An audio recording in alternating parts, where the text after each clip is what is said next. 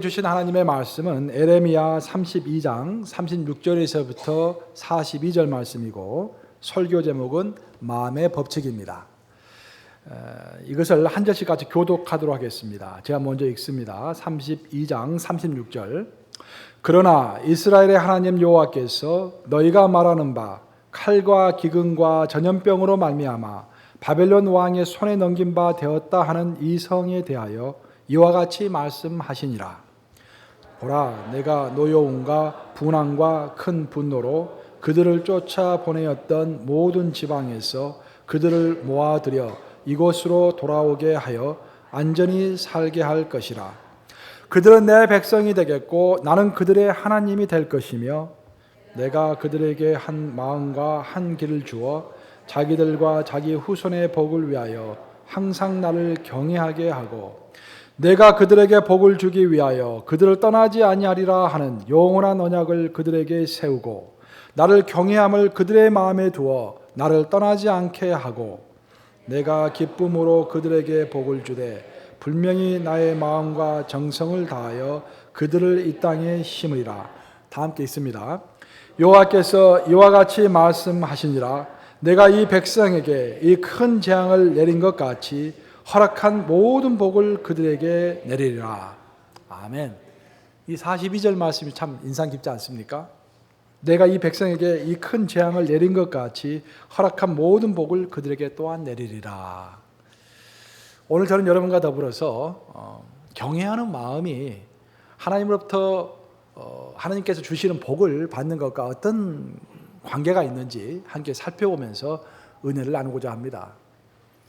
주님으로부터 크게 쓰임을 받았던 캐서린 쿨만이라는 주의 종이 있습니다. 책도 많이 번역이 돼서 한국에 소개가 됐는데요. 그 캐서린 쿨만이 한 번은 이런 이야기를 한 적이 있습니다.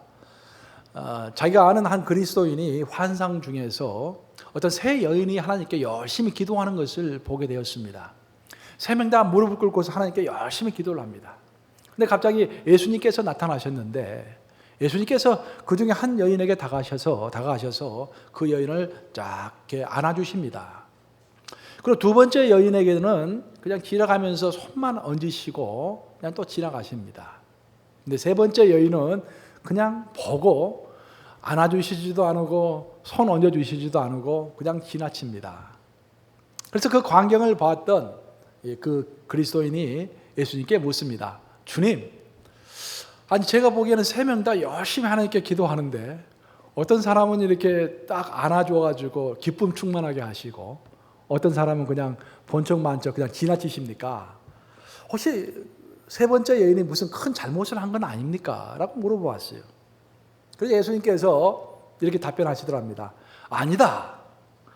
내가 첫 번째 여인을 꼭 끌어안아준 이유는 그 사람은 내가 꼭 끌어안아줘야만이 내가 그를 사랑하고 있다는 것을 느낄 수 있는 사람이다.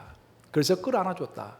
하지만 세 번째 여인은 평상시 나와 관계를 깊게 하고 있고 내가 그를 얼마나 사랑하는지 익히 알고 있기 때문에 나에 관한 믿음을 확실히 갖고 있기 때문에 내가 끌어주지 않아도 별 상관이 없는 거란다. 그렇게 말씀하시더랍니다. 저는 그 이야기를 듣고서 도마의 이야기가 생각이 났습니다.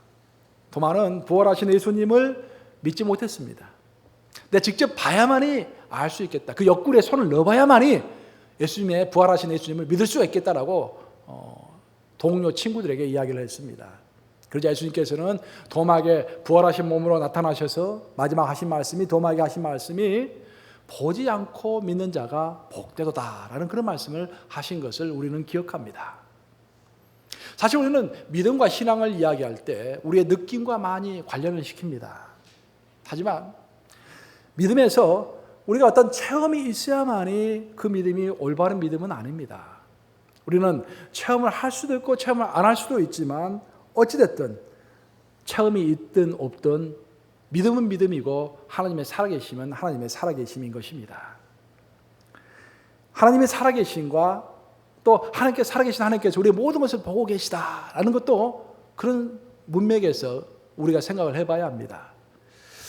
우리는 가끔씩 정말 하나님은 살아계실까 느끼다가도 느껴지지 않을 때가 있어요. 그 하나님께서 정말로 내 마음을 속속들이 다 알고 계실까? 믿어지다가도 믿어지지 않을 때가 있습니다. 근데 중요한 것은 우리가 그것을 믿든 믿지 않든, 그것을 우리가 느끼든 느끼지 않든 하나님은 정말로 살아계시고 우리의 모든 것을 다 아시고 보고 계시다라는 그런 사실입니다. 그리고 이렇게 우리가 그것을 믿고 하나님께서 살아계신 것을 믿고 또 하나님께서 우리의 모든 것을 다 보고 계신다라는 것을 믿는 것이 곧 경외라고 하는 것입니다. 성경은 경외에 대한 이야기를 참 많이 합니다. 그리고 그 경외하는 것이 지식의 근본이고 하나님으로부터 복을 받는 길이라고 설명하고 있는 것입니다. 오늘의 본문도 그런 내용입니다. 결국 하나님의 복은 어떻게 해서 우리에게 오는 것인가? 그것은 하나님의 살아계심을 믿고 그 살아계신 하나님께서 내 마음의 중심을 아시고 나의 모든 것을 보고 계신다라는 것을 정말로 믿고서 따를 때 그때 복의 통로가 되어서 그 우리의 경외하는 마음이 복의 통로가 되어서 하나님의 복을 받을 수 있다라고 설명하는 것입니다. 오늘 본문은 에레미야인데 성경에서 제일 긴 책이 뭘까요, 여러분? 성경에서 제일 긴 책은 시편이 아니라 에레미야죠. 에레미야서. 시편은 장수는 많지만 에레미야서는 그 단어 수로 따져놓고 보면은 가장 많은 단어가 들어간 책이 에레미야입니다. 에레미야가 가장 길어요. 에레미야서는 에레미야가 적었다고 이제 우리가 믿고 있는데 그 에레미야는 외로운 눈물의 선지자라고 보통 알려져 있습니다. 그가 외로웠던 이유는 그가 했던 모든 애언과 경고를 사람들이 믿지를 않았어요. 특별히 그가 하나님으로부터 받은 애언의 내용은 뭐냐면은 우리 민족이 곧 멸망한다라는 것입니다. 우리 나라와 민족이 멸망해서 포로로 끌려갈 것이다. 그러니까 회개해라라는 그런 내용이었어요. 멸망한다고 하니까 그걸 좋아할 사람이 어디 있겠어요? 다 싫어했던 것입니다. 그래서 그는 외로웠어요. 사람들은 그를 핍박했고 그를 감옥에 가두었습니다. 하지만 그는 놀랍게도 핍박하고 감옥에 갇힘에도 불구하고 정말로 걷잡을 수 없이 타락해서 이제는 하나님의 심판을 피할 수가 없는 그 이스라엘 민족을 생각하면서 눈물을 많이 흘렸던 것입니다. 그래서 우리는 보통 에레미야를 이야기할 때 외로운 눈물의 선지자라고 이야기를 하고 있는 것입니다. 에레미야는 아주 길게 애언의 내용을 많이 우리에게 소개했는데 그 하나님의 애언의 내용은 크게 두 가지입니다. 결국 그 에레미야가 강조했던 것은 두 가지인데 첫 번째 강조했던 것은 뭐냐면은 회개에는 때가 있다라는 것입니다. 하나님께서는 에레미야에게 토기장의 집에 가서 보라고 그랬어요. 에레미야가 토기장의 집에 가서 봤더니 토기장이가 토기를 빚고 있습니다. 도자기를 만드는 거예요. 토기를 만드는 거예요. 그런데 자기 마음에 들지 않아요. 뭔가 잘못된 불량품이 나왔습니다. 그때 토기장이는 아직 그 찰흙이 굳어지지 않은 상태에 있었기 때문에 말랑말랑한 상태에 있었기 때문에 그래서 얼마든지 다시 자기가 원하는 모습으로 만들 수가 있었습니다. 그런데 그 찰흙이 만약에 이미 굳어져 있는 상태다라고 한다면 아무리 그 도자기가 잘못된 도자기라고 할지라도 다시 고칠 수가 있겠습니까? 없겠습니까? 다시 고칠 수가 없는 것입니다. 그것이 에레미야의 핵심적인 메시지입니다. 죄라는 것도 마찬가지다라는 겁니다. 죄라는 것이 우리에게 들어올 때는 아직도 우리 마음속에 회개의 마음이 있고 심령이 가난한 마음에 있고 그래서 말랑말랑한 심령 상태에 있을 때 그래도 우리가 회개할 수 있을 때인데 그 때를 놓치면은 죄가 우리 속에 들어와서 단단하게 굳어진 다음에 더 이상 회개할래야 회개할 수도 없고 우리를 고칠래야 고칠 수도 없는 상태가 된다라는 것입니다. 그래서 회개 때를 놓치지 말라. 너의 심령이 회개의 심령이 남아있을 때 그때 하나님께 회개하라라는 것이 에레미야의 첫 번째 중요한 메시지입니다. 두 번째 에레미야가 계속해서 줄기차게 또 말했던 것은 뭐냐면은 무조건적인 소망입니다. 우리 하나님은 우리가 죄를 짓는 것을 보시면 마음 안타까워하시죠. 그리고 그것이 쌓이고 쌓여서 도저히 어떻게 할 수가 없을 때 우리 하나님은 사랑의 하나님이시지만 동시에 공의의 하나님이시기 때문에 우리를 심판하십니다. 어쩔 수가 없습니다. 그런데 놀라운 것은 하나님은 그 심판으로 끝나는 것이 아니라 그 심판을 안타깝게 생각하면서 우리가 다시 회복되기를 원하시고 회복될 뿐만 아니라 오히려 더 많은 복을 주기를 원하신다는 것입니다. 아까 우리가 42절에서 읽었지 않습니까? 42절에서 하나님께서 그렇게 말씀하시죠. 내가 너희에게 준 그런 심판 심판이 많이 있었지만 그 심판에 버금가도록 더 많은 축복을 너에게 이제부터는 주기를 원한다라는 그런 이야기를 하시고 계신 것입니다. 그래서 항상 성경을 읽어보면은 참 하나님의 심판과 하나님의 축복 사이에 긴장이 있습니다. 하나님은 공의의 하나님이셔서 우리를 심판해야 하지만 동시에 하나님은 사랑의 하나님이시고 은혜의 하나님이시고 긍휼의 하나님이어서 우리를 용서하시고 축복 주기를 원한다라는 것입니다. 그 긴장 관계에 있습니다. 우리는 신앙생활 할 때 그 둘 중 어느 한쪽에 치우쳐도 안 됩니다. 하나님을 때로는 하나님 앞에서 하나님을 무서워해야겠지만 또한 하나님은 나를 용서하시고 마지막에는 나에게 축복 주시기를 원하시는 하나님이다라는 그런 생각 또한 가지고 있어야 하는 것입니다. 그러니까 제가 이제 이런 것들이 좀 이해가 됐을 때는 우리 아이들 생각해 봤어요. 어렸을 때 아이들이 말을 듣지 않고 그러면은 꾸중도 하고 벌도 주고 그렇지 않습니까? 근데 벌 받아가지고 눈물 흘리는 것을 보면은 정말 마음이 너무너무 아파요. 저는 그래서 우리 부부 사이에 뭐 언성을 높일 일은 거의 없는데 가끔씩 언성이 높아지는 경우는 뭐냐면은 우리 처가 우리 아이들을 꾸짖을 때는 제가 참기가 힘들어요. 꾸짖지 마라.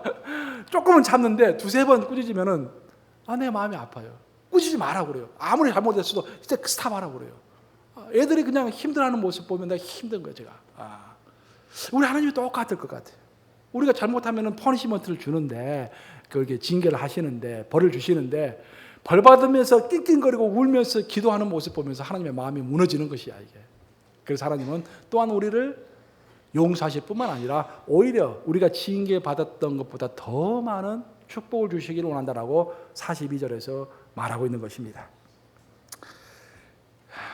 그래서 근데 하나님께서 우리에게 이제 오늘 본문을 쭉 보시면은 하나님께서 우리에게 징계를 주실 뿐만 아니라 그 징계를 넘어서서 축복을 주시기를 원하는데 그 징계와 축복 사이에 우리가 하나 해야 할 것이 있다라고 오늘의 본문은 이야기합니다. 그것이 오늘 39절의 내용인데 우리 39절을 한 목소리로 읽겠습니다. 시작. 내가 그들에게 한 마음과 한 길을 주어 자기들과 자기 후손의 복을 위하여 항상 나를 경외하게 하고. 자, 이 구절을 잘 이해하셔야 합니다. 하나님께서는 나뿐만 아니라 내 자식들, 후손들에게까지 복을 주기를 원하시는데 그 복을 주시기 위해서 일단 내 마음을 바꾸어서 하나님을 경외하게 만드신다라는 것입니다. 내가 하나님을 경외하는 것도 중요하지만 하나님께서 내 마음을 주도적으로 바꾸셔서 하나님을 경외하는 마음을 심어준다라는 것입니다. 그래서 우리는 이미 심겨진 마음, 하나님을 두려워하고 하나님 앞에서 하나님을 정말 경외하는 마음, 그것이 없어지지 않도록 이미 주신 마음을 붙들고서 살아, 그런 말입니다. 경외하는 마음을 만들 필요도 없어요. 하나님께서 선천적으로 우리의 마음을 지으실 때 하늘을 두려워하게 만드셨습니다. 그래서 우리는 그것을 두려워하는 마음을 붙들고만 사면 된다는 것입니다.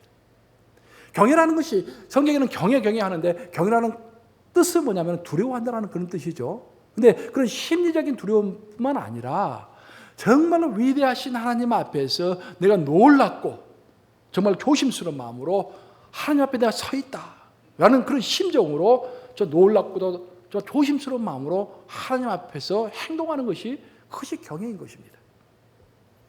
근데 하나님께서는 우리에게 복을 주시길 원하는데 그 복을 주시는 통로가 바로 그 경외하는 마음을 통해서 복을 주시기 때문에 이미 죄를 저질러서 큰 재앙 가운데 있었던 이스라엘 민족이 다시 회복해서 하나님의 복을 받기 위해서는 그 복의 통로가 있어야 하는데 그 복의 통로가 바로 경외하는 마음이기 때문에 그 경외하는 마음을 다시 회복시키고 내가 너에게 심어줄 테니까 너는 다시는 이 경외하는 마음을 버리지 말라라는 것입니다.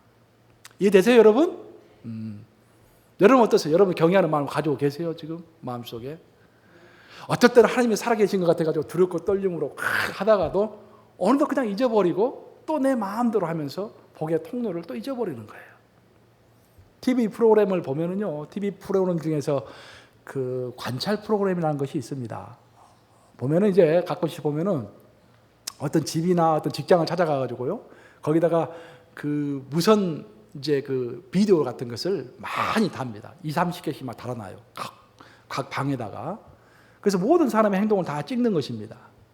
그리고 나서 이제 몇 달이 지나고 나면은 그 중에서 좀 이상한 내용들 다 편집해가지고 이제 공개하는 것이 관찰 프로그램이죠. 근데 처음에 이제 어떤 집에다가 또 직장에다가 이렇게 비디오 카메라를 막 설치해 놓잖아요. 그런 사람들이 표정이 굉장히 무뚝뚝해지고요. 또 행동도 굉장히 부자연스럽다고 합니다. 왜냐하면 누군가가 나를 보고 있다고 생각하기 때문에 의식하는 거예요. 처음에는 그러고 다 올바른 행동만 한대요. 이렇게 자기가 아닌 자기를 드러내는 거예요. 이제. 그런데 한 달 정도 지나면은요, 잊어버린대. 무의식 중에 잊어버리고 평상시 했던 습관대로 말 함부로 하고요, 행동 함부로 한대. 그래서 나중에 그래서 다 편집해가지고 딱 보여주면, 내가 진짜 언제 그랬나? 깜짝 놀란다는 거예요, 전부 다. 똑같습니다. 우리 신앙도. 오늘 이렇게 설교 듣고 또 우리가 함께 성경 공부하고 기도 모임 가지고 나면은 경건한 마음으로 이렇게 집으로 돌아갑니다. 근데 한 2, 3일 지나고 나면은 다시 그 경건을 잃어버리는 거야. 그러면서 죄의 길로 다시 들어서게 되는 것입니다. 그래서 하나님은 우리에게 경고 주시기 위해서 이런 시편 말씀하셨어요. 시편 우리 33편 15절 한번 읽어보겠습니다. 시편 33편 15절 시작.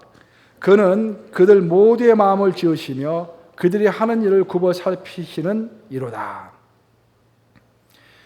하나님은 우리 모두의 마음을 지으셨다고 했습니다.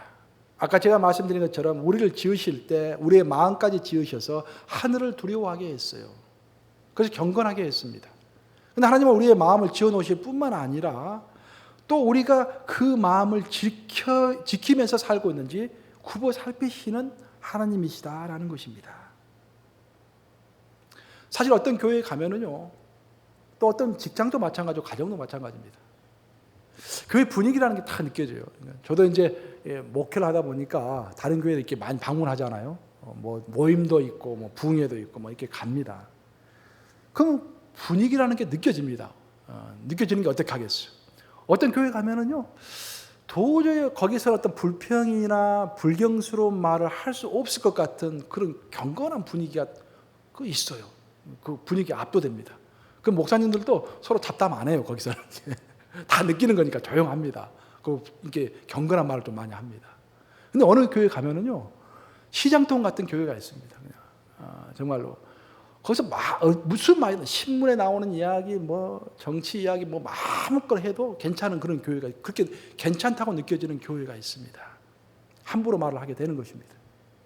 저는 우리 가정도 마찬가지라고 생각해요. 어떤 가정에 가면은 어떤 경건한 분위기가 있어서 함부로 불평하거나 불경스러운 말을 할 수 없는, 또 비방하는 말이라든지 그런 말을 할 수 없는 그런 가정이 있는 반면에 어떤 가정에서 그냥 어떤 말을 하든지 괜찮을 것 같은 그런 가정도 있고 그런 직장도 있는 것입니다. 그럼 이 모든 것이 왜 차이가 나는 것이겠습니까, 여러분? 이 모든 것의 차이는 정말 그 구성원들이, 가정의 구성원, 교회의 구성원, 직장의 구성원들이 여기에도 하나님이 살아계시다, 여기에도 하나님이 나의 모든 것을 다 보고 계신다라고 믿으면은 우리가 그것을 의식하며 살아가면서 그것이 경건한 장소가 될 것이고, 그렇지 않으면은 그것이 시장통과도 같은 장소가 될 것입니다. 저는 이 설교를 쓰면서요, 한번 곰곰이 생각해 봤어요. 경건이 얼마나 중요한 것인가, 경외가 얼마나 중요한 것인가. 사실 여러분들은 어떤 신앙의 비밀 같은 것을 얻고 신앙을 깊게 하기 위해서 기도원도 가시고, 어떤 부흥회가 있으면 막 가시고, 어떤 뭐 인터넷 사이트 들어가지고 뭐 설교도 듣고 많이 하십니다, 보면은. 근데 그것을 아무리 다 한다고 할지라도 만약 우리 마음속에 하나님을 경외함이 없다라고 한다면은 알맹이가 빠진 껍질입니다. 반면에 우리가 아무것도 하지 않고 정말로 수수하게 순박하게 신앙생활을 한다고 할지라도, 정말 내가 주일에 한 번 드리고 아침에 큐티하는 정도로 예배를 그렇게 신앙생활을 한다고 할지라도 정말 내 마음속에 하나님은 정말로 살아계시다, 그리고 지금 이 순간에 내 앞에서 나를 다 보고 계신다라는 것을 의식하면서 생활한다고 한다면 그 신앙이야말로 성인의 신앙입니다. 성인의 신앙이 되려고 노력할 필요도 없어요. 다른 곳을 전 세계를 헤집고 다닐 필요도 없습니다. 정말로 우리가 지금 이 순간 하나님이 나의 모든 것을 보고 계시다는 것을 의식하면서 그 하나님 앞에서 행동한다고 한다면 우리의 삶이 성인 군자가 되지 않을 수가 없는 것입니다. 사람 여러분, 우리는 오늘 본문을 읽으면서 하나님의 복이 어떻게 해서 우리에게 오는지를 살펴보았습니다.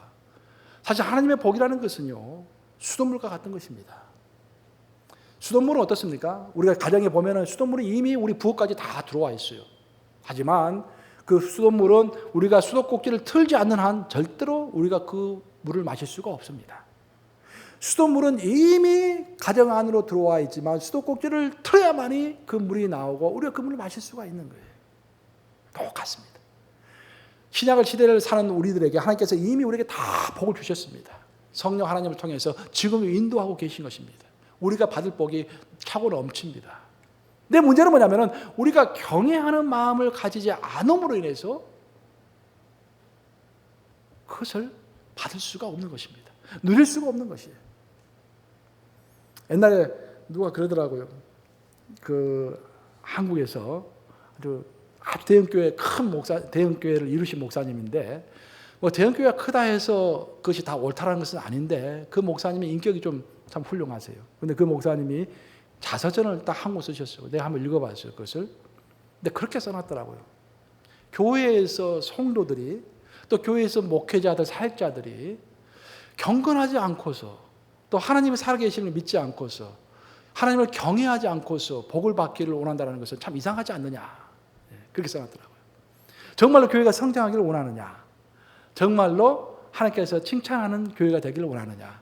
정말로 복 받기를 원하느냐?